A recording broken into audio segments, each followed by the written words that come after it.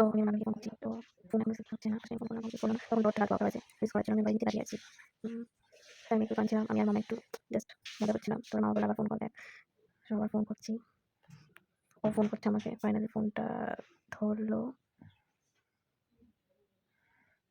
তো আমি ওকে birthday wish করলাম। তারপরে আমি বললাম, "আমি তোর পায়ের নিচে দাঁড়িয়ে আছি।" ও তো বিশ্বাসই করছিল না। তারপরে আমি আবার একটু এগিয়ে গিয়ে দেখা দিলাম যে, "দেখ, বেলকনি দিয়ে আমি নিচে দাঁড়িয়ে আছি।"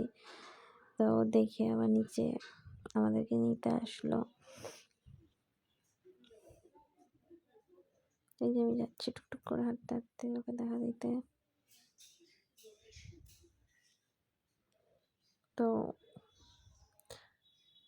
বাট কালকে স্পেশাল দিন, গোলাপ দেওয়ার মতন কেউ নেই, তাই আমি নিয়ে গেছিলাম। আমি আর মামা একটু মজা করছিলাম এই নিয়ে।